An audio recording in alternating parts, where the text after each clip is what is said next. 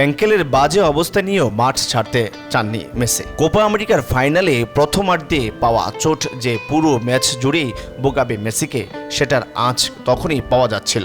দ্বিতীয়ার্ধে আর খেলাই চালিয়ে যেতে পারলেন না লিওনেল মেসি। চোখের জলে মাঠ ছেড়ে বেঞ্চে বসেও কাঁদতে দেখা গেল আর্জেন্টাইন প্রাণ ভোমরাকে।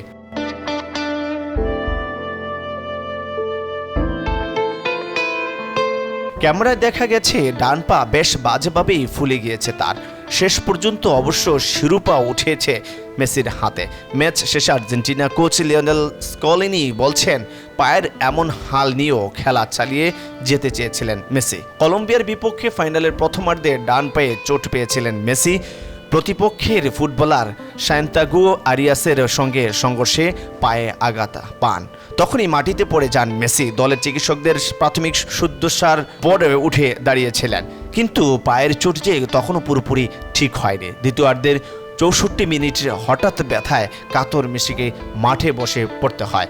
এর মিনিট দুয়েক পর তাকে তুলে নিয়ে নিকোলাস গ্যাঞ্জেলকে মাঠে নামান স্কলিনি। পরে বিভিন্ন ছবি ও ভিডিওতে দেখা যায় মেসির ডান পায়ের আঙ্গেল ফুলে খুবই বাজে অবস্থা। সেটি নিয়ে টাগ আউটে বসে অজরে কাঁদতে দেখা যায় আর্জেন্টিনার অধিনায়ককে।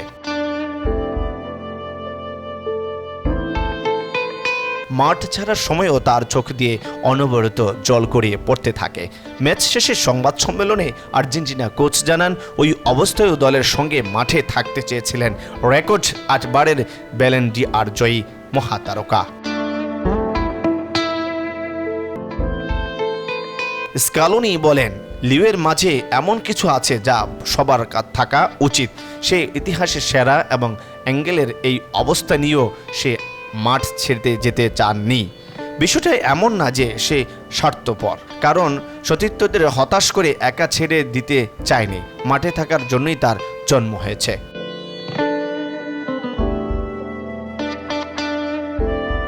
মেসির চোটের মাত্রা অবশ্য জানা যায়নি। আর্জেন্টিনার আপাতত খেলা না থাকায় তার চোট মূলত ইন্টার মায়ামির জন্য চিন্তার কারণ। আন্তর্জাতিক বিরতিতে আসার আগে চলতি লিগে 12 ম্যাচে 12 গোল ও 9 অ্যাসিস্ট করে মায়ামিকে এগিয়ে নেয়ার বড় কারিগর যে ছিলেন মেসি।